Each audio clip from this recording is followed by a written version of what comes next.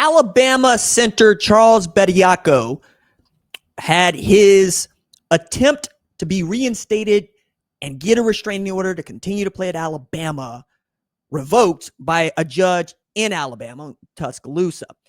Let's talk about what, if any, bearing this has on college football and why so many people were watching this extremely interesting eligibility lawsuit. What's up, kinfolk? It's RJ Young. I am not on a step mill. If this is your first time watching Adapt and Respond, thank you for joining us here. We talk college football year-round. If you're into that, hit that subscribe button, like this video, answer the question in the comments below. Do you think that Charles Bediako should have been allowed to finish playing 2026 at Alabama? For those of you that are not familiar with this story or just don't know the bare facts, I'm going to try to lay them out there on top of this ruling that came down later this afternoon that he is ineligible to play at Alabama for the rest of the season. So Bedyako came out of college 2021, plays at Alabama from 2021, 2022, 2023, then enters the NBA draft. Usually entering the NBA draft is enough for you to be permanently ineligible to return to college football. It's not likely to have that thing, college football, college basketball, college athletics, what have you, right? Sorry, I'm already trying to get to the football part of this. But in this case, he decided that he wanted to try to return to Alabama after playing 3 years professionally, mostly in the G League. So he went in thinking that he was going to get drafted into the NBA. Did not happen, but ended up signing a two-way contract with the Spurs and was in the G League for longer than a few months. As some people would argue, if you weren't there for that long, does it really matter? Yes, it does really matter because you made a decision that has to impact somewhere. Like, college is not supposed to be a place where you get to hang out once you have decided to matriculate, whether that is you've exhausted your eligibility or we need to actually positively put in a do or die date for how long you do this, right? Statute of limitations. Like, we love the story of the 30 or 40-year-old former athlete who comes back and wants to play college with his son, or even played Major League Baseball and then wants to come back and play. But this is not the same for some, and for others it is. So again, a judge denied Charles Bediako's motion for a preliminary injunction to allow him to continue to play. That feels like what should have happened, but he had a restraining order from the NCAA that was allowing him to play, and his head coach, Nate Oates, was going, what am I going to tell him? If he fought this and a judge said that he could play, how am I not going to have him play? Well, it's easy. You don't let him come back. And the backlash from the college basketball community has been harsh. I mean, from John Calipari to Tom Izzo all the way through, you have coaches going, hey, we can't let this happen. Forget the NCAA.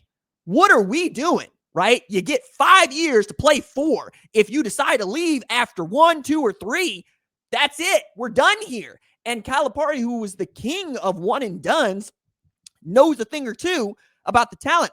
I remember covering OU men's basketball when Joel Embiid was at Kansas. And he didn't really play all that much. I think he played fewer games than Kyrie Irving did at Duke. But the back problems were already coming along. And Bill Self said, look, Joel, you got to go into the NBA draft because you stay here, you get injured, your draft stock goes through the floor. I'm not going to let that happen. You have to go. So he went, and it turned out to be pretty damn good for a dude that's an MVP in the league and one of the great players in the NBA today.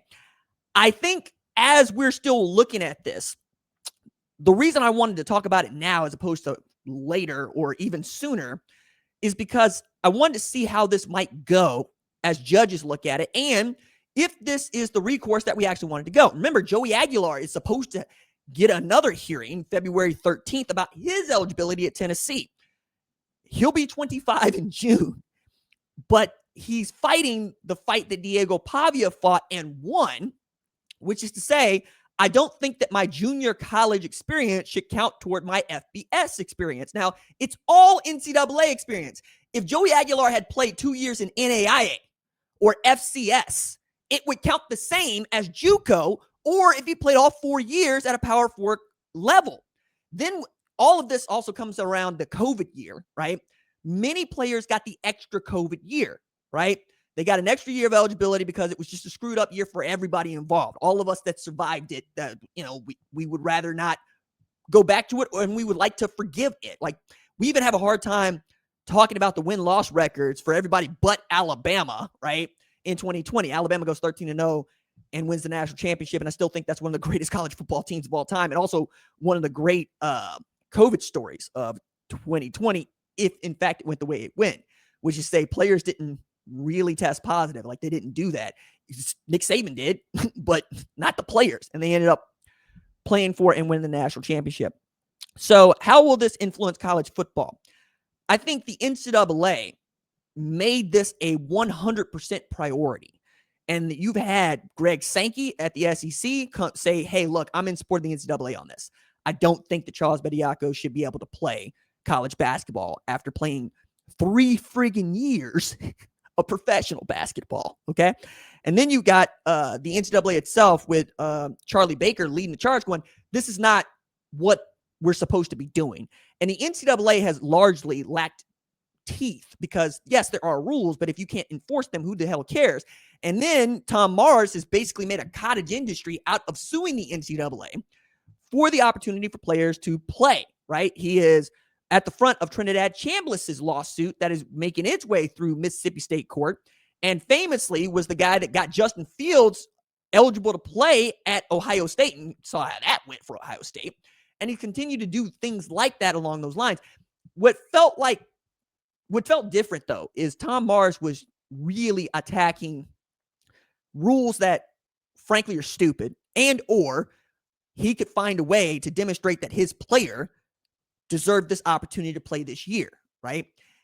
In this Bedyako part, it's more like, so you're telling me that if you only played 3 years of college football and you went to the pros, to the NFL, and you played 3 years, but it wasn't going well, and you had a hard time making 53-man rosters, that you could always return for another year because technically you still have another year of eligibility left? No, because we've always said that you're permanently ineligible. But because we've seen these cases from Diego Pavia and others make their way through courts, you're seeing more players that are willing to take on that challenge, as are attorneys. Like, that's what Joey Aguilar is fighting for. Attorneys are going to take on cases that they think, A, they can win, but more importantly, I think philosophically, they want to test the law. Like, that's part of the draw here. Like, to get to argue in front of the Supreme Court means you get to test a law and whether or not it's in good faith or good for the United States. This, though, is a moral issue more than it's a legal issue. And it became a legal issue because that's the only place where we could create a ruling that everybody has to adhere to.